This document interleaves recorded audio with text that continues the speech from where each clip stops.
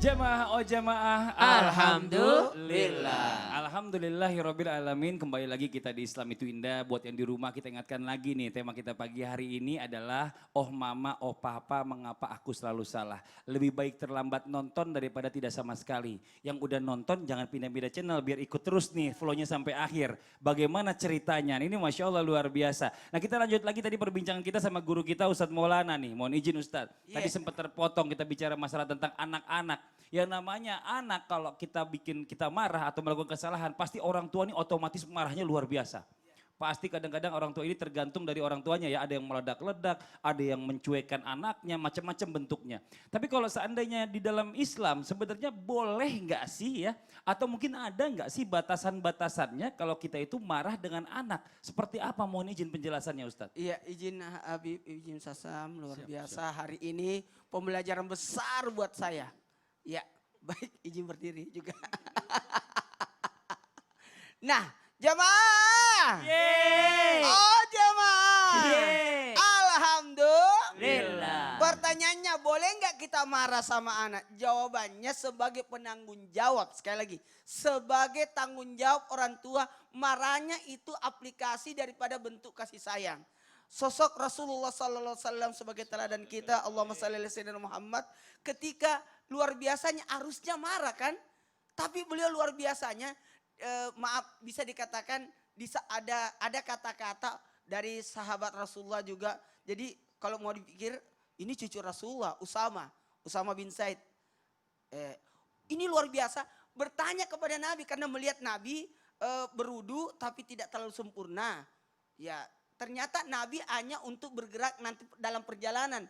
Tiba-tiba Usama bertanya, Nabi mau salat? Kata Nabi, saya nanti salatnya di perjalanan persinggahan berikutnya. Artinya Nabi justru tidak marah. Kalau biasanya kita ditegur kadang-kala emosi. Bahkan Nabi hebatnya pernah menyampaikan kepada para sahabat untuk mengingatkan kalau aku ada salah. Ini sosok Rasulullah yang dituntun oleh wahyu tapi masih tetap meminta untuk diingatkan. Jadi sebagai orang tua marah pun tapi hanya sekedar untuk memperlihatkan bahwa yang dia sampaikan itu untuk bentuk kasih sayangnya. Bukan karena otoriter bahwa dia yang paling benar. Tidak. Orang tua kadang-kadang bisa jadi salah. Makanya pembelajaran buat kita kalau sementara marah. Kalau kan diajarin, kalau marah berdiri cepat duduk, kalau duduk kan baring, kalau baring silakan berwudu. Habis itu salat sunat 2 rakaat. Kalau perlu nanti tidur dulu lah supaya suasananya lagi. Karena ketika kita marah harusnya berdamai pada diri kita. Karena mohon izin untuk melahirkan anak soleh butuh pendidikan, mendidik. Entah itu kita yang harus cari ilmunya atau entah itu bagaimana cara kita mendidikkan kepada anak. Karena mengajar anak itu gampang. Tapi yang paling susah adalah mendidik anak. Kita bisa saja menyampaikan hal-hal kebenaran, kebaikan. Tapi bagaimana untuk memberikan keteladanan, kebiasaan. Jangan pernah untuk menasehati, jangan pernah lelah untuk bernasihat. Kasih nasihat, kasih nasihat, kasih nasihat. Yang paling terbaik adalah perlihatkan adab etika. Makanya kalau mau nyuruh anaknya bersih, kita dulu yang bersih. Kalau kita mau menyuruh anak kita salat, kita dulu yang salat. Yang paling hebat lagi, kalau kita melibatkan anak dalam ibadah. Sekali lagi, melibatkan anak dalam ibadah. Kalau kita mau salat jamaah, suruh anak yang azan. Kalau perlu anak yang siapin tempat salatnya. Jadi anak itu dijadikan satu perlibatan. Temani abah mau berangkat, mau pergi ke sana. Temani abah ke masjid. Wah itu luar biasa, satu kebanggaan. Bahkan ketika kita memperlihatkan kebaikan terhadap anak sebenarnya itu adalah si sebuah dasek di gau emang panesa. Ini pepatah orang Bugis. Satu perbuatan, 1000 perkataan. Perbuatan itu yang menentukan. Si sebuah ada sek di gau emang panesa. 1000 kata-kata, satu perbuatan ternyata perbuatan itu yang menentukan. Ini Masya Allah. Jazakallah khair, makasih banyak Ustaz. Dia jadi buat orang tua ini juga harusnya secara bijak juga ya. Iya. Boleh saja marah karena memang tanggung jawabnya sebagai penanggung jawab di dalam keluarga. Marahnya itu adalah tanggung jawabnya. Tapi marahnya adalah sebagai bentuk rasa kasih sayang. Betul. Bukan justru malah jadi menjatuhkan atau mungkin membuat anak ini menjadi tidak percaya diri. Nah berikutnya ada contoh nih ya. Mungkin sama-sama kita bisa belajar sebagai orang tua. Ada video yang akan kita kasih lihat buat semuanya. Ini dia videonya nih. Kenapa bisa gorengin tiga?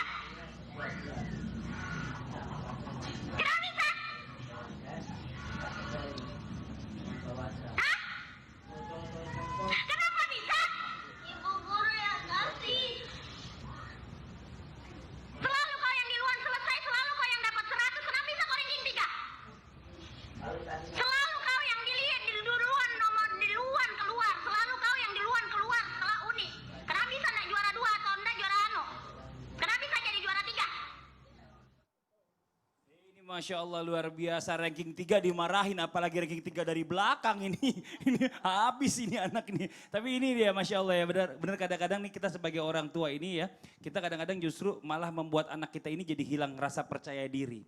Karena pada sebenarnya dia udah mau berprestasi, udah dia menunjukkan kepintaran, cuma kita selalu membandingkannya dengan orang lain yang lebih sempurna dibandingkan anak-anak kita. Nah sekarang pertanyaannya nih Bib, mohon izin nih Bib ya, benar gak sih dalam Islam ketika orang tua selalu menyalahkan anak-anaknya bahwa sebenarnya orang tua yang sedang merenggut kebahagiaan serta rasa percaya diri anak. Benar gak seperti itu Bib? Mohon izin penjelasannya. Baik, bismillahirrahmanirrahim. Muhammad Allahumma wa shalli ala alaihi. sayyidina Muhammad amma ba'd.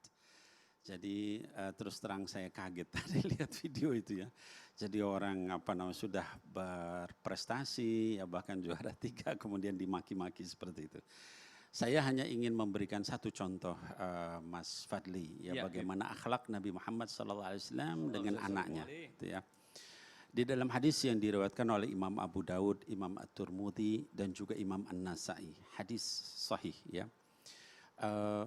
Ada satu kebiasaan Nabi Muhammad SAW kepada anaknya dan kebiasaan anaknya kepada beliau. Mudah-mudahan kita orang tua bisa mengikuti betapa luar biasanya akhlak beliau kepada anaknya, sehingga anaknya pun punya akhlak yang luar biasa. Jadi kita ketahui bahwa Sayyidatina Fatimah Az-Zahra itu, putri beliau SAW, itu menjadi satu dari 4 orang wanita yang paling mulia di dalam surganya Allah.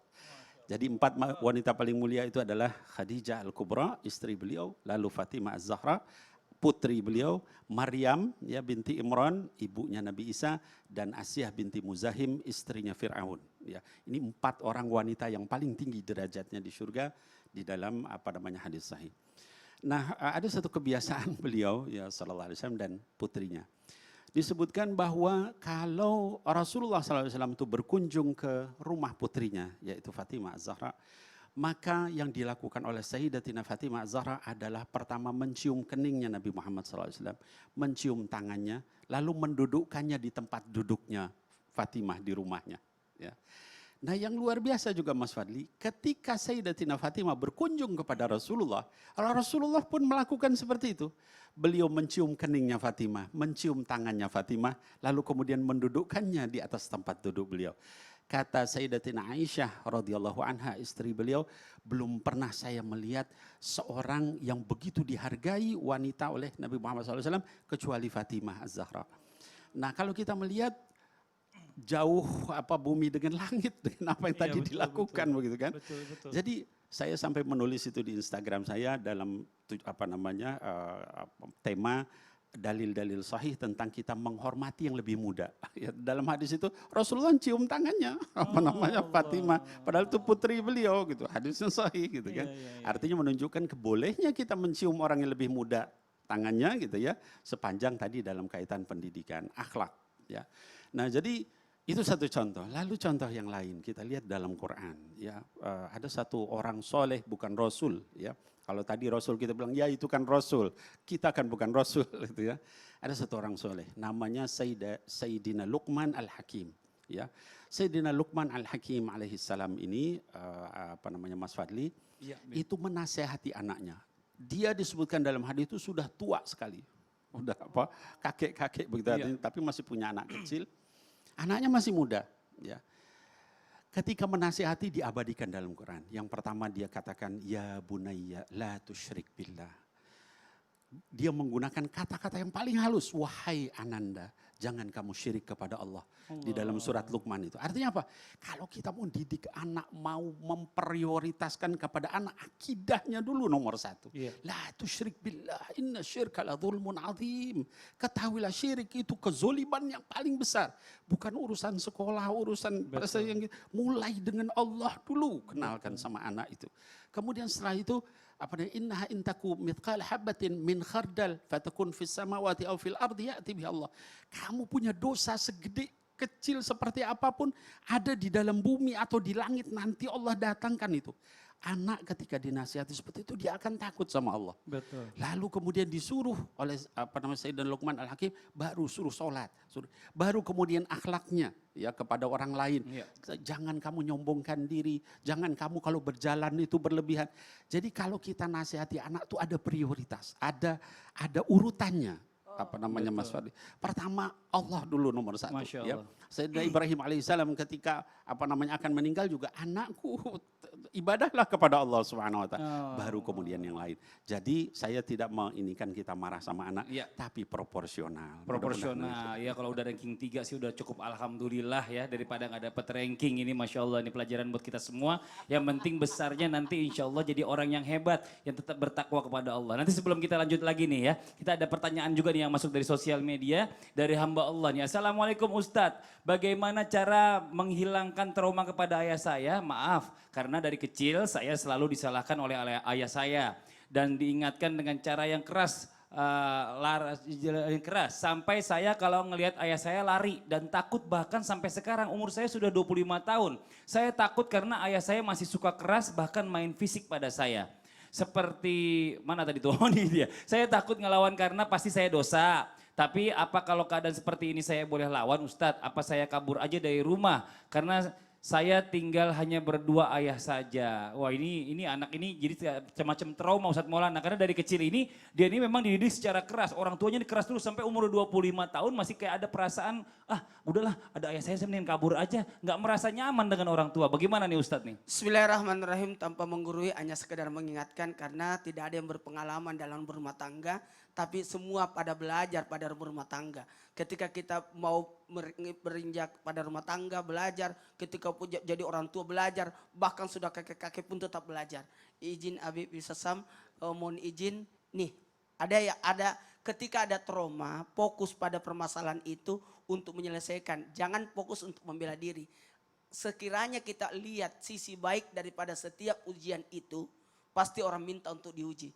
Saya dulunya waktu awal-awal tausiah itu tahun 88, ya tahun 90-an, itu luar biasa, Ibu saya yang paling tegas, kamu harus cepat datang, tidak boleh telat, harus siap, jangan sampai orang menunggu.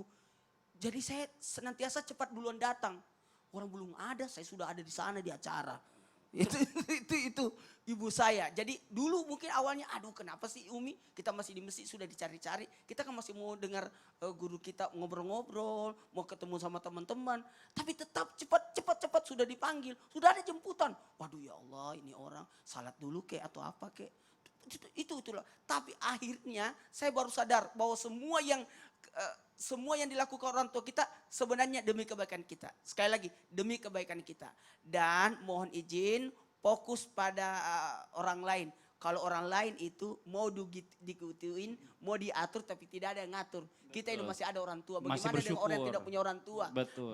Lalu kebaikan yang harus kita lakukan. Iya, biar bagaimanapun tetap orang tua Tetap kita. orang tua. Orang namanya orang tua tuh nggak ada yang namanya bekas orang tua. Nanti Iya. jangan sampai salah. Begitupun dengan anak. Apalagi cuma tinggal berdua. Ah. Posisinya siapa lagi yang menemani orang tua kita? Tinggal satu itu doanya yang diijabah, kan tinggal satu orang lagi Iya. yang langsung diijabah sama Allah doanya. Ada 2 pintu surga kan di dunia Masya ini. Allah. Salah satunya ibu bapak. Iya. Ibu dua enggak ada, tinggal bapak berarti tinggal Masya satu. Allah. Nah sekarang kita lanjut lagi, terima kasih banyak tadi buat mas yang sudah bertanya ya dari hamba Allah tadi ya. Sekarang kita lanjut lagi bagaimana caranya seorang anak ini meluapkan keinginannya kepada orang tua nih Ustaz Syam. Karena kita tahu kadang-kadang orang tua ini kita kan dari zaman dulu ya. Kadang-kadang suka jadul, mempertahankan jadulnya. Sedangkan zaman ini sekarang udah zaman millennials yang penuh dengan inovasi-inovasi baru. Tapi tidak berpikiran, maksudnya tidak menyakiti caranya juga dengan orang tua. Tapi kita bisa tetap menyampaikan. Bagaimana nih Ustaz Syam, mohon izin nih pelajaran buat yang lainnya nih. Habib Mas Fadli. Silakan, Kiai. Bismillahirrahmanirrahim. Wa idh qala Ibrahim li abihi ya abati lima ta'budu ma la yasma'u wa la yubsir wa la yughni 'anka syai'a. Surah Maryam, Allah Subhanahu wa taala memberikan kisah yang sangat luar biasa, masih dari kisah Nabi Ibrahim alaihissalam. Kalau tadi bagaimana Nabi Ibrahim sebagai seorang ayah, kalau di ayat ini bagaimana Nabi Ibrahim sebagai anak menghadapi ayahnya. Nabi Ibrahim yang pertama cara menyampaikan keinginannya kepada ayahnya adalah dengan cara yang logis, sangat logis. Kata Nabi Ibrahim alaihissalam, ya abati, dengan panggilan sayangnya, padahal bapaknya ini adalah seorang kafir, bukan lagi di atasnya lagi kafir karena dia menciptakan patung-patung untuk disembah. Kata Nabi Ibrahim, ya abati, wahai bapakku sayang, lima ta'budu, kenapa engkau menyembah sesuatu la yubsir, tidak bisa melihat, tidak bisa mendengar, wala yugni anka syai'a, tidak bisa memberikanmu sesuatu. Maka ketika menyampaikan kepada orang tua, usahakan tunjukkan sesuatu yang masuk akal atau yang logis. Contoh, dulu ayah saya selalu melarang kami main handphone. Kenapa HP terus, HP terus, HP terus. Akhirnya yang kami lakukan adalah mengajarkan beliau main handphone. Mengajarkan ayah kami bagaimana asiknya main handphone. Di handphone ada Qur'annya, di handphone kita bisa nonton YouTube tausiahnya Habib Nabil. Dari handphone kita bisa melihat majelis Rasulullah dari Maros sana. Kita nggak usah harus ke Jakarta untuk nonton majelis Rasulullah. Dari handphone kita bisa nonton Mekah dari sana. Ya, siaran langsung TV Mekah. Maka sekarang Bapak mengerti kalau anaknya sedang pegang handphone. Harus logis yang pertama. Yang kedua apa kata Nabi Ibrahim? Ya abati inni qad ja'ani minal ilm. Ya wahai ayahku, sungguh telah datang kepadaku ilmu gitu dari Allah Subhanahu wa taala. Apa itu maksudnya? Membuktikan diri kita kepada orang tua kita. Karena orang tua kita selalu ingin memberi yang terbaik. Kadang-kala dia takut kalau anaknya salah melangkah. Maka buktikan bahwa kita tidak akan pernah salah melangkah. Wahai ayah, lihatlah anakmu sekarang sudah seperti ini. Nah, itu membuktikan diri kita kepada orang tua kita. Yang ketiga, ketika orang tua kita tetap tidak percaya kepada kita, maka apa kata Nabi Ibrahim alaihissalam? Qala aragibun anta an alihati ya Ibrahim. Kata orang tuanya, kau tidak mau mendengarkan aku wahai Ibrahim, atau kau bahkan melawanku? Apa jawaban Nabi Ibrahim alaihissalam? Qala salamun alaik. Wahai ayahku sayang, salamun alaik, keselamatan untukmu. Padahal udah berantem nih, dalam keadaan berantem, Nabi Ibrahim tetap mengatakan salamun alaik, sa'astaghfirulaka rabbi innahu kana bi hafiyya. Penutup ayat ini sangat indah. Nabi Ibrahim seakan-akan menyinggung Allah. Wahai ayahku, saya akan mohon ampunkan engkau kepada Tuhanku. Sungguh Tuhanku itu baik banget sama saya. Maka seakan-akan Nabi Ibrahim mengatakan begini, ya Allah, masa kau mau hukum bapakku? Engkau kan baik banget. Jadi seakan-akan kita diajarkan bagaimana komunikasi kita kepada orang tua tetap melibatkan Allah Subhanahu wa taala. Dan yang paling penting adalah dalam surah Al-Isra, wa qadha rabbuka alla ta'budu illa iyyahu wa bil walidaini ihsana imma yablughanna 'indakal kibara ahaduhuma au kilahuma fala taqul lahuma uf. Jangan pernah berkata depan mereka, wala tanharhuma. Jangan pernah menghardik mereka dari kata nahar. Nahar itu adalah cipratan, atau jangan kita semprot orang tua kita. Ayolah mama sih, ayolah papa sih udah dibilangin juga. Itu menyemprot orang tua kita. Wa qul lahuma qaulan karima. Dan ucapkan hanya perkataan yang mulia. Kalau tidak mulia lebih baik kita diam. Ini enaknya kalau kita bicara masalah tadi kata Habib, komunikasi orang tua dengan anak itu Ya, Masya enak ya. Walaupun ada sesuatu yang kurang atau mengganjal, ini kita sampaikan dengan kata-kata yang baik. Insya Allah hasilnya juga pastikan baik. Ini Masya Allah luar biasa. Nah buat jamaah yang ada di rumah nih ya, sebelum kita melihat lagi nih ada petuah dari Ustadz Maulana, ini buat jamaah Islam itu indah kita ingatkan.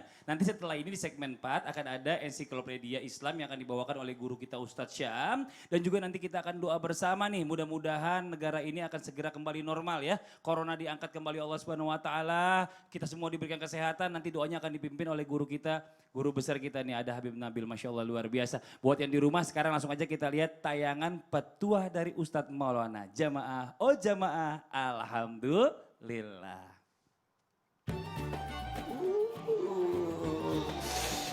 Asik. Bismillahirrahmanirrahim.